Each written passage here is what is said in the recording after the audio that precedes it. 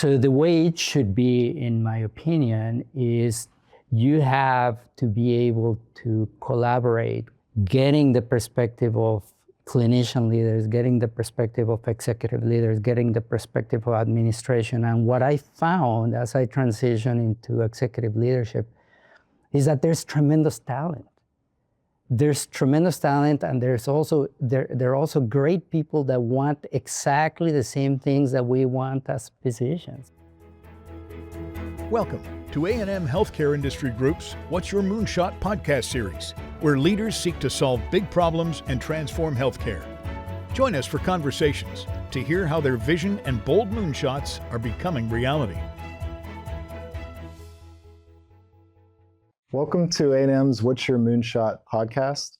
I'm joined by the Honorable Dr. David Shulkin, co-host, the 9th Secretary of the Veterans Affairs of the United States, and also Senior Advisor to A&M, as well as Dr. Luis Garcia, President of Rush Medical Group.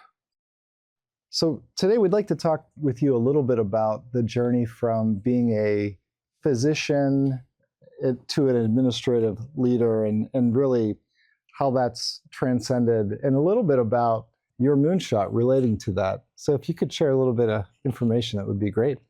Yeah, Chris, Dr. Shulkin, thank you for the invitation. It's a great honor to be here with you. And thank you also for giving me the opportunity to talk a little bit about my journey. And Chris, if you would have asked me 30 years ago if I would have been in the position that I hold today, I probably would have never guessed that.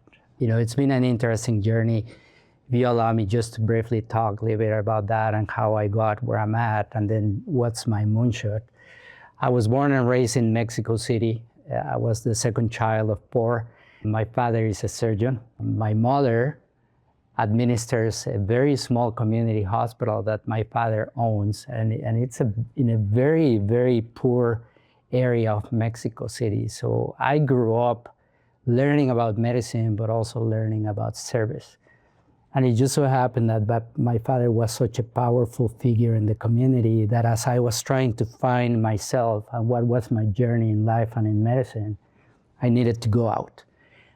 So finished medical school in La Salle University in Mexico City. Did my last year of medical school at the University of Miami, and that allowed me to have an opportunity to apply for general surgery residency in the United States. So ended up training at the University of North Dakota for general surgery. Subsequently did a mini fellowship in bariatric surgery in Pittsburgh. And the first 3 years of my career had to be in a rural area because of my immigration status. I had to transition from a J1 to an H1B visa that would allow me to eventually become a citizen. And that required that I had to spend 3 years in a very rural setting in North Dakota. So I was for 3 years in Valley City, North Dakota. Had to mature very fast as a surgeon, you know, because I was by myself. But also gave me the ability to understand a lot about leadership too, and how I needed to equip myself to be relevant into the future. One of the things that we don't know is that as physicians, we come out very well educated on clinical aspects, but we don't know a lot about the business of medicine. We don't know a lot about leadership. And after that, I joined Sanford Health in Fargo, North Dakota. I spent all my career with Sanford, about 28 years.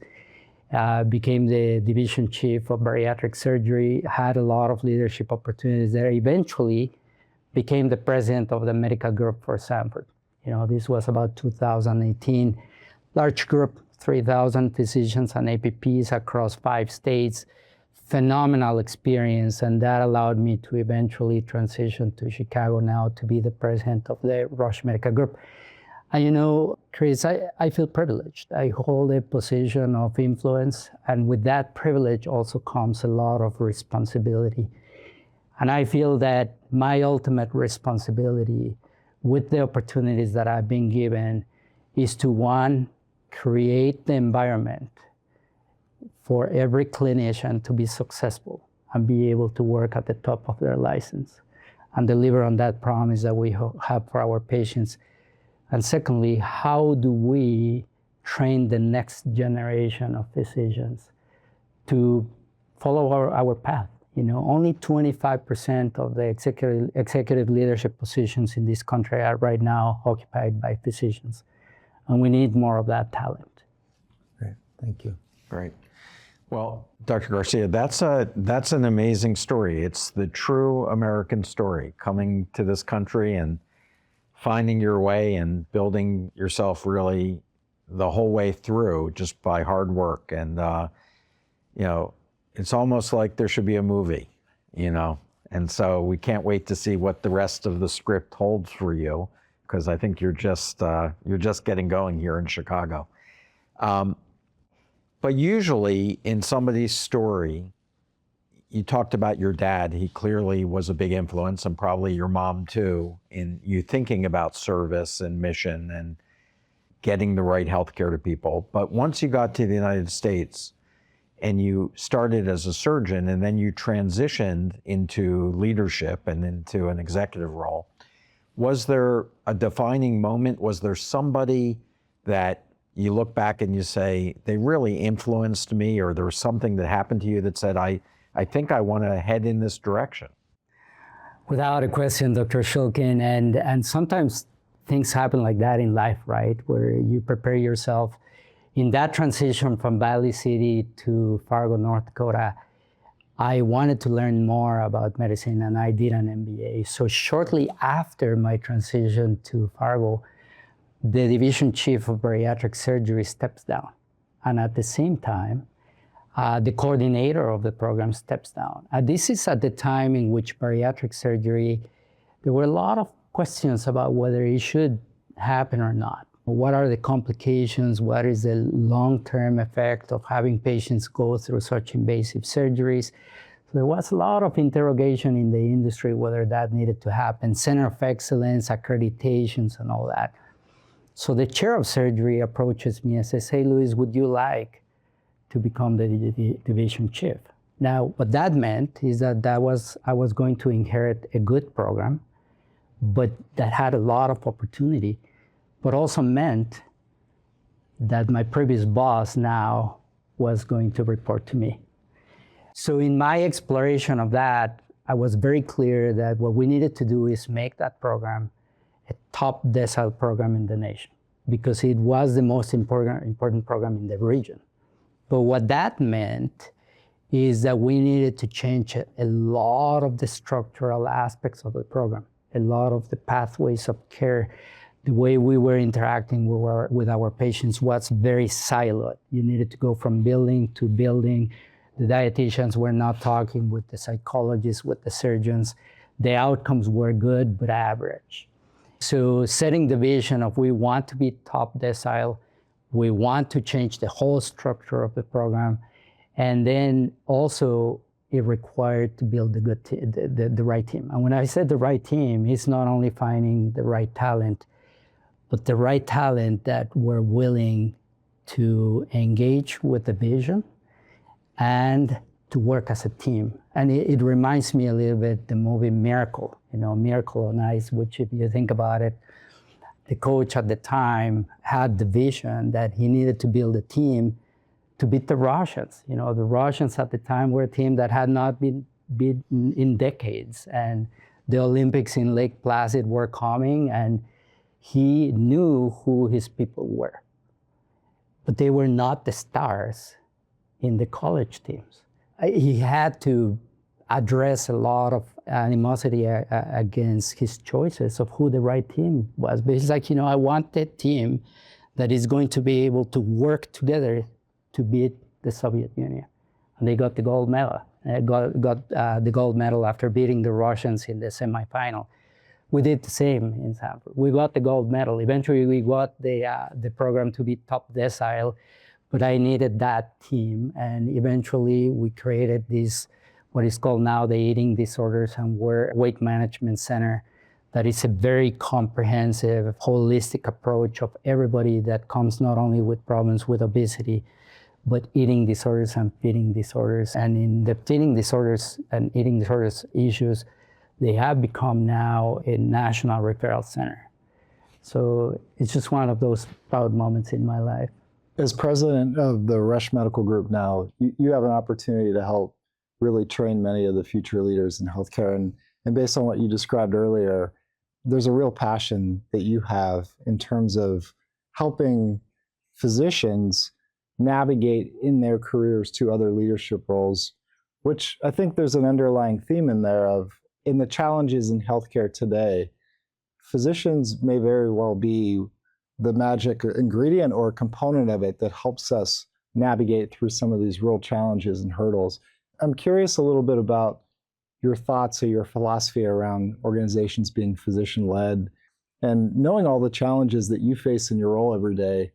What gets you out of bed to tackle those, and how do we solve this complex dilemma with physicians being a more integral part of it? Yeah, thanks for that question, Chris. Let me just share a story with you. When it was announced that I was going to become the president of the medical group for Sanford, I remember one day coming into the doctor's lounge. After I was still doing surgery full time, I came into the doctor's lounge, and a good friend of mine that was another surgeon that we have known each other for 20 years. He looks at me and he says, "Oh, so now you're on the dark side of the system." And I'm going to be honest, it hurt. That comment hurt. And I took it personal. And it took me a little bit to understand that his comments were not personal. He was not attacking my persona. He was highlighting a perception of administration versus clinicians, and I think the way it is right now is that there's a divide, a big wall that divides what it's an administrative duty in healthcare and what is a clinical duty. And unfortunately, that wall right now is populated with a lot of mistrust and a lot of miscommunication and a lot of lack of clarity. So the way it should be, in my opinion, is to get to your question of a clinician-led.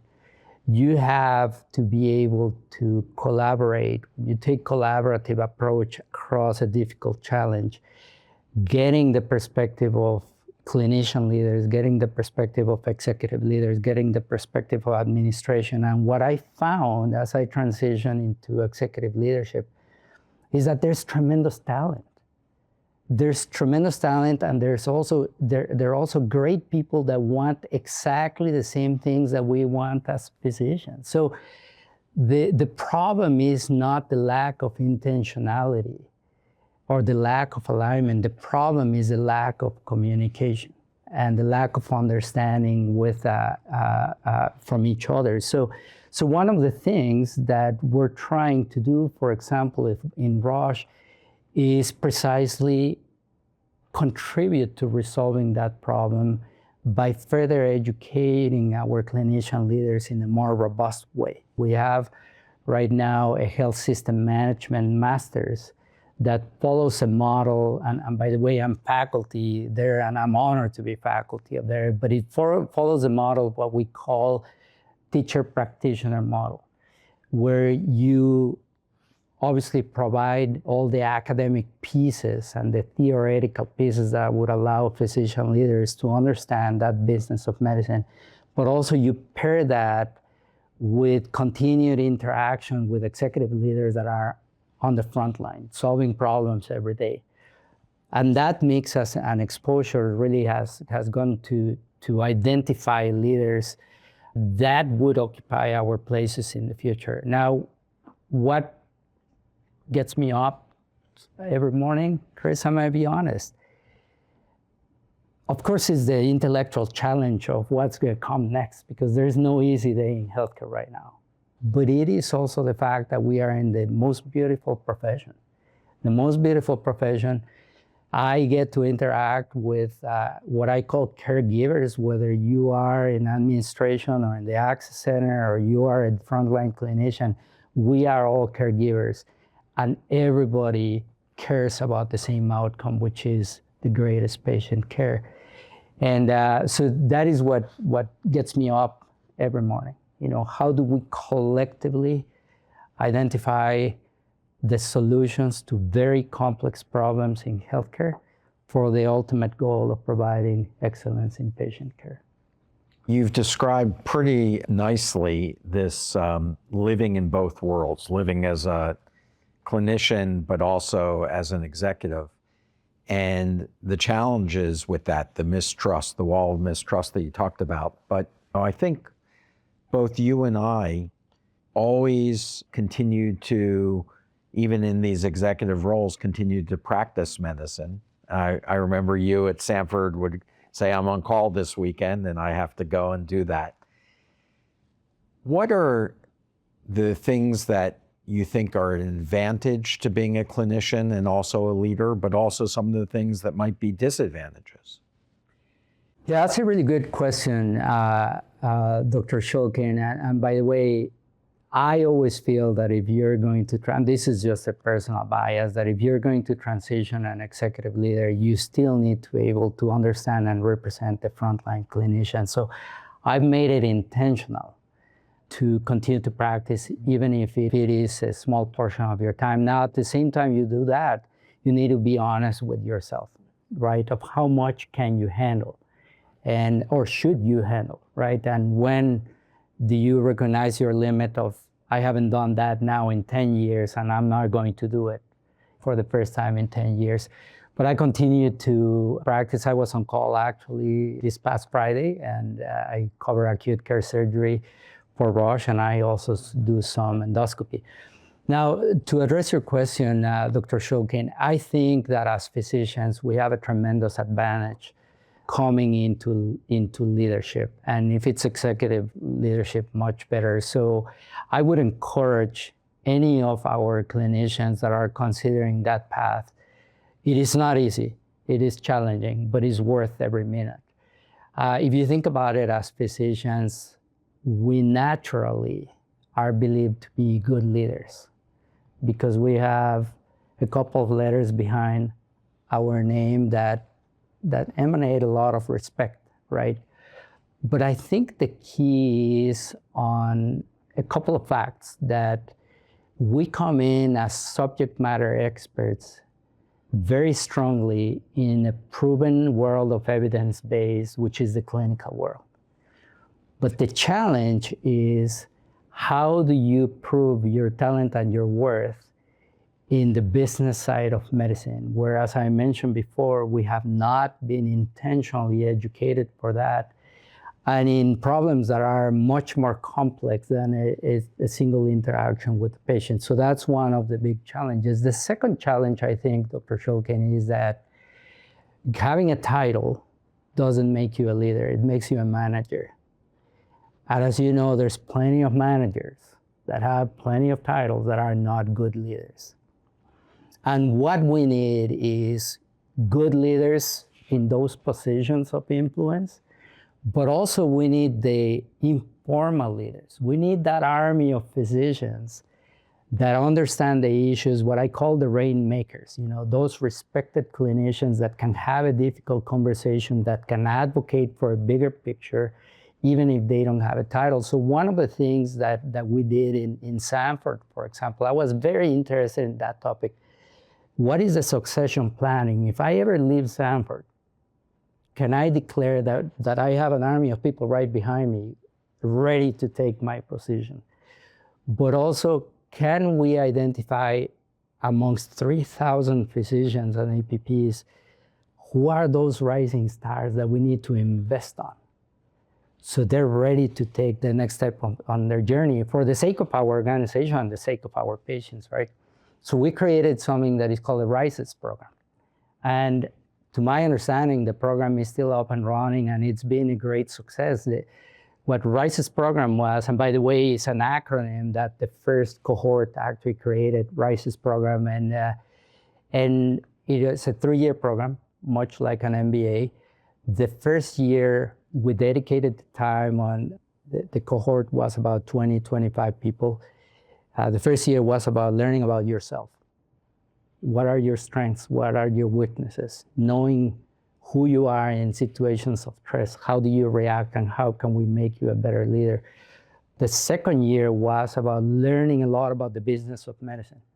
Finance, HR, revenue cycle, all that stuff. And the third year was putting knowledge into action. So what we did is that we split that cohort in 4 or 5 groups, and we asked them, you need to identify one challenge in the system that you are going to collectively resolve. And it was just fascinating to watch those informal leaders rise to the occasion and actually create programs and solutions for the system that is still going. And my understanding is that Sanford now is in their 3rd cohort, and it's something that I feel super proud of because it was a great team putting it together, and it's leaving a legacy. Thank you. Dr. Garcia, I hear you saying at Rush, the program you're developing, you're putting people out in the trenches to learn by doing. And many leaders would likely say so much of what they've gained over the years has been an accumulation of things that they've done well or things that maybe didn't go as well. Are there some lessons learned that you can share with others as you try to reach the broader audience here of future physician leaders, of maybe an early lesson in your career that you still remember to this day, and maybe even a more recent one that comes to mind?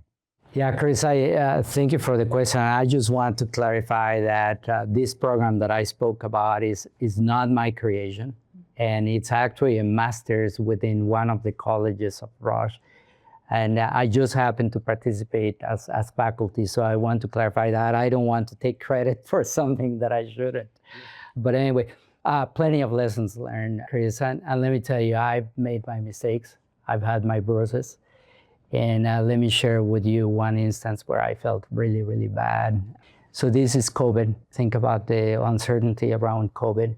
EMS at the same time was injecting all the E&M codes into the compensation model for physicians. Sanford had a very unique compensation model that had tiers. And if we were going to adopt all those new E&M codes into the compensation model, it was going to create a lot of inequality and a lot of inequity. So we made a huge assessment of, do we do that or do we stay status quo? The direction was to do that because by not doing so, we were going to affect many more physicians than if we did it. The problem is that by implementing the new model, we were going to affect the highest producers for Sanford. So we knew that was the right thing, and we did it. The problem, Chris, is that I did it too fast. I did it with not a lot of communication and not a lot of change management associated with it. So what I learned from that experience was, one, that doing the right thing all the time, sometimes it's not enough. Having the right solution to a problem, sometimes it's not enough.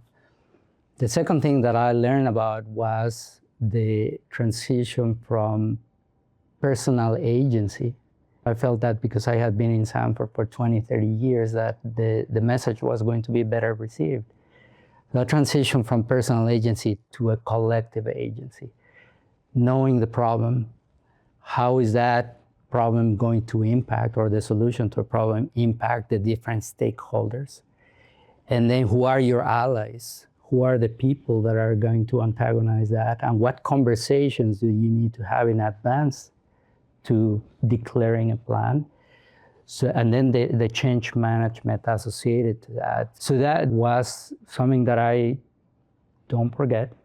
And it has helped me be a better leader, because let's be honest, Chris, whoever tells you that they're in this journey and they have not made mistakes, they're lying to you.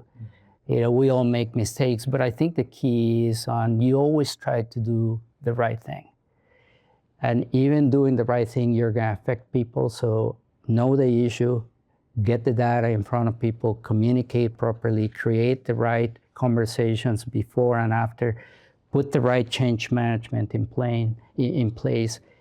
And then even with all that, there are still some instances where things might not go your way. And in those instances, all that I promise our clinicians all the time is, I'm gonna be honest with you. 90% of the time, I will always be your advocate. I might be successful 90% of the time. But in those 10% of the times where I'm not successful representing you, you will know why. And I'll be honest and clear about it. Well, I think that's a great lesson in leadership, and the humility that you have in acknowledging those failures is part of being a great leader. So we very much appreciate you spending the time with us today on What's Your Moonshot, and we'll be watching for great things in the years ahead. Well, it's been a pleasure. Thank you, Dr. Shulkin. Thank you, Chris. Great. Thank you.